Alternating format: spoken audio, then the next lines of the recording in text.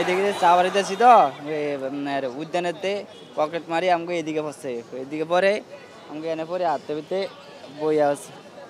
তার কাটা আসলো, তার কাটা বার করছি।